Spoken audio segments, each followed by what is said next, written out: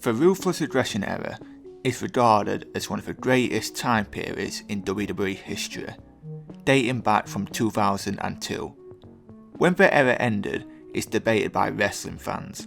Some argue the end came in 2008 when WWE ushered into the era of HD and PG, but I class the Ruthless Aggression era actually ended in 2008. So what exactly made the Ruthless Aggression era so great? Here's what did. 2002 was a strange time for the WWE. Just a year after purchasing WCW, for the first time in over 7 years, World Wrestling Entertainment found themselves without any other wrestling company to have competition with for ratings, and this showed. While the period was far from terrible, the quality that fans had come to expect had quickly slipped. This could be put down to a change in society at the time, and the period of professional wrestling being the hit show had seemingly ended. The storylines were at the weakest they had been in years, and this was made apparent by the sudden departure of Stone Cold Steve Austin, who cited frustrations with creative for one of the reasons he walked from the company. WWE programming saw top talent for the old WWF and many top WCW stars clashing for TV time, whilst youngsters like Batista, Randy Orton and Brock Lesnar were all looking to make a name for themselves. Simply put, there was just too much talent for one show. Coming SmackDown. 2002. The WWE roster was split into two completely different shows, Raw and SmackDown, each having their own unique roster and writing team. This led to some healthy competition amongst the roster.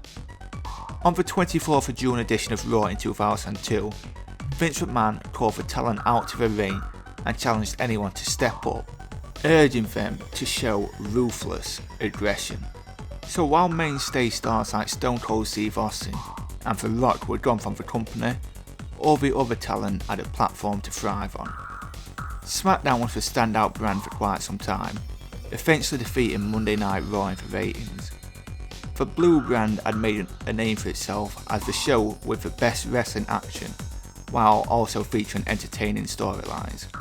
Brock Lesnar and The Undertaker led the charge as the top stars of the brand, while the SmackDown 6 dominated due to their style.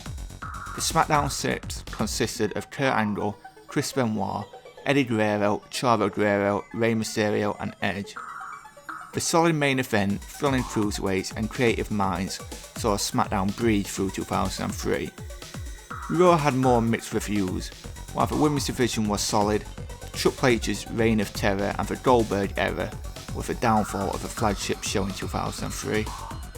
As the years passed, for each talent that departed, another name stepped up. For every Brock Lesnar that left, a Batista would step up. With Raw and SmackDown constantly going back and forth for bragging rights, whether you were Team Blue or Red, no matter what show you tuned into, chances are you were going to be entertained.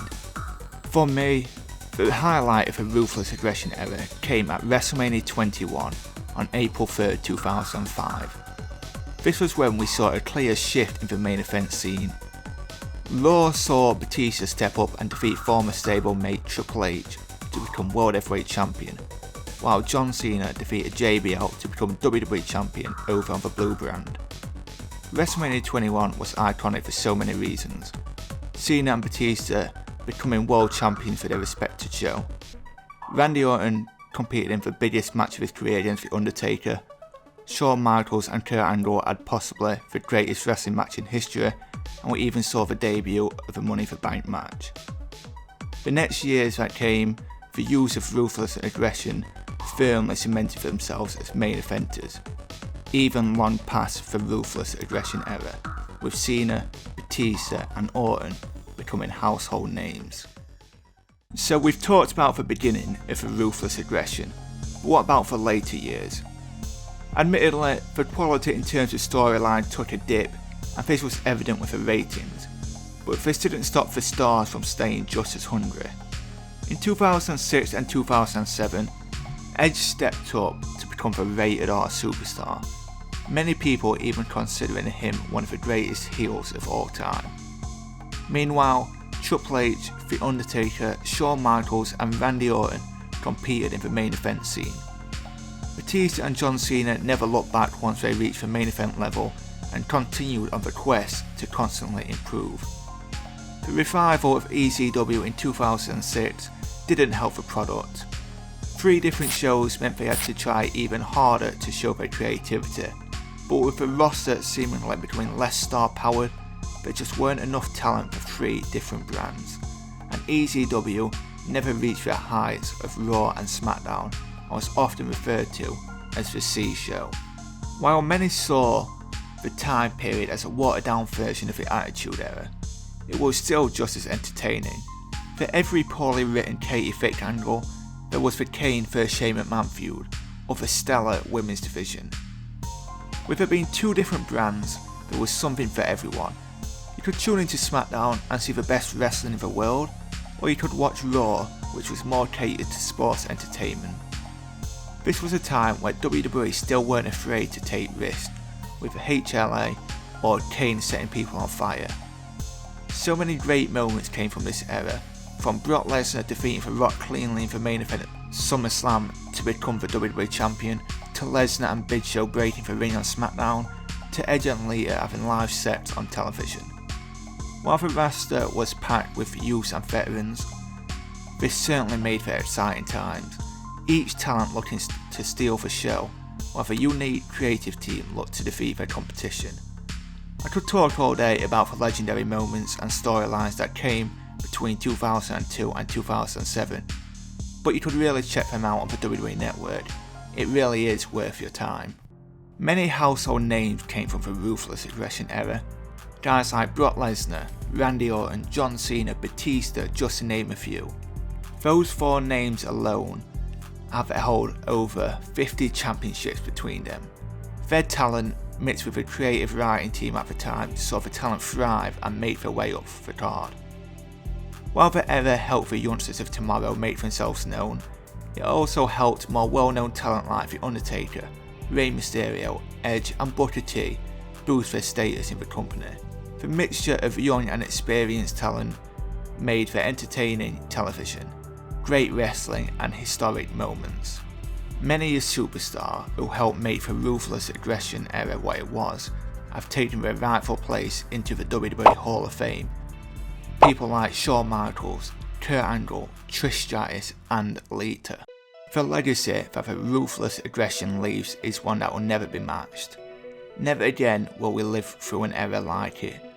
So many people thrived from the period.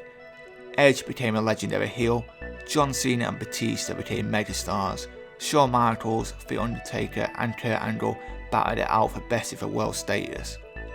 I watch wrestling today and feel like there's just something missing. It doesn't have the same feel that came with Ruthless Aggression. Each week we saw wrestlers constantly getting better. I'm not saying the era of Ruthless Aggression is perfect by any means. For every 2 great moments there was a bad moment, but nothing is perfect. I think the Ruthless Aggression era can be summed up in one word: iconic. Thanks for checking out this video, I hope you all enjoyed it. If you're new to the channel, then please consider subscribing to the channel and leave your recommendations down below on what other topics you would like to see me discuss in the future. My name is Jamie, and I will catch you guys later.